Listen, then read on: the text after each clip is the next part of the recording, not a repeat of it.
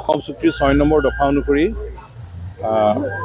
ন্যায়াধীশ বিপ্লৱ শৰ্মাৰ অধ্যক্ষতাত গঠন কৰা উচ্চস্তৰীয় কমিটিৰ যিখন প্ৰতিবেদন, সেই প্ৰতিবেদনখন অসম চৰকাৰৰ আওতাত পৰা 57টা কাৰ্যকৰী কৰিম বুলি সিদ্ধান্ত লৈছে। এই সিদ্ধান্তক আমি ইতিবাচকভাৱে গণ্য কৰিছোঁ আৰু প্ৰতিবেদনৰ সকলো পৰামৰ্শ কাৰ্যকৰী কৰিবলৈ আমি দাবী কৰিছোঁ আৰু সকলো পৰামৰ্শ কাৰ্যকৰী কৰিবলৈ আমি সহযোগিতা আগবঢ়াম, কাৰণ সদৌ অসম ছাত্ৰ সন্থা অসম চুক্তিৰ স্বাক্ষৰকাৰী। এতিয়া কমিটি বনাইছে কেন্দ্ৰীয় চৰকাৰে, কমিটিয়ে সময়মতে প্ৰতিবেদন দিছে। প্ৰতিবেদন দিয়া 4 বছৰ হ'ল। প্ৰতিবেদনৰ কিছুমান কাম ৰাজ্য চৰকাৰৰ, কিছুমান কাম কেন্দ্ৰীয় চৰকাৰৰ, কিন্তু প্ৰতিবেদনখন এখন প্ৰতিবেদন। গতিকে কেন্দ্ৰীয় চৰকাৰৰ আওতাত যিবোৰ বিষয় পৰে তাত সংবিধান সংশোধনৰ কথা আছে, কাৰণ খিলঞ্জীয়া মানুহক সাংবিধানিক ৰক্ষা কবচ দিলে 2-এটা বিষয়ত সংবিধান সংশোধন লাগিবই।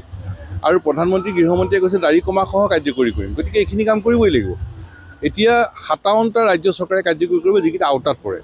বাকী যিকেইটা কেন্দ্ৰীয় চৰকাৰৰ আওতাত পৰে সেইকেইটা বিষয়টো অসম চৰকাৰে কেন্দ্ৰীয় চৰকাৰক হেঁচা দিব লাগিব যে এইকেইটা কাৰ্যকৰী কৰক। আৰু প্ৰধানমন্ত্ৰী গৃহমন্ত্ৰীয়েও আগভাগ ল'ব লাগিব এতিয়া কাৰ্যকৰী কৰিবলৈ, কাৰণ তেওঁলোকে অসমৰ ৰাইজক প্ৰতিশ্ৰুতি দিয়া আছে। আৰু এটা মূল বিষয় হ'ল এইটো যে অসমত এতিয়া যে বিদেশী নাগৰিকৰ বিষয়টো আকৌ যে আলোচনা হৈছে, এইটো সংকটটো নতুন নেকি? নহয়, এইটো অসম আন্দোলনৰ সময়ৰ পৰা অসমৰ ৰাইজে কৈ অহা কথাবোৰ এটা এটাকৈ সঁচা বুলি প্ৰমাণ হৈছে। 6 বছৰ অসম আন্দোলন, চুক্তি হোৱা আজি 40 বছৰত ভৰি দিলে। 45 বছৰ অসমৰ ৰাইজে নিজৰ মাতৃভূমিত পৰিচয় অস্তিত্ব ৰক্ষাৰ কাৰণে আন্দোলন কৰি আছে, বহুত্ব ৰক্ষাৰ কাৰণে আন্দোলন কৰি আছে। ভাৰতবৰ্ষৰ এনে কোনো ৰাজ্য নাই যিখন ৰাজ্যৰ নিজৰ জনসাধাৰণে নিজৰ ৰাজ্যত বহুত্ব ৰক্ষাৰ কাৰণে, পৰিচয় ৰক্ষাৰ কাৰণে আন্দোলন কৰিবলগীয়া হৈছে। আমাৰ 860গৰাকী শ্বহীদ হৈছে, ৰাইজ নিৰ্যাতিত হৈছে, চৰম ত্যাগ কৰিছে। 45 বছৰ এটা জাতিয়ে আন্দোলন কৰি আছে।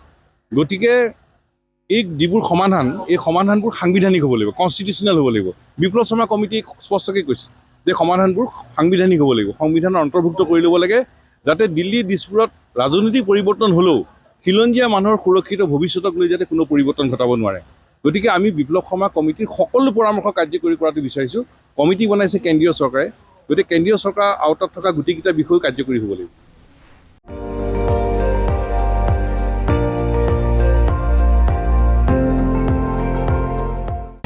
আপুনি চাই আছে ND24, সৰ্বশ্ৰেষ্ঠ নহয়, সৰ্বোত্তমৰ দৌৰত।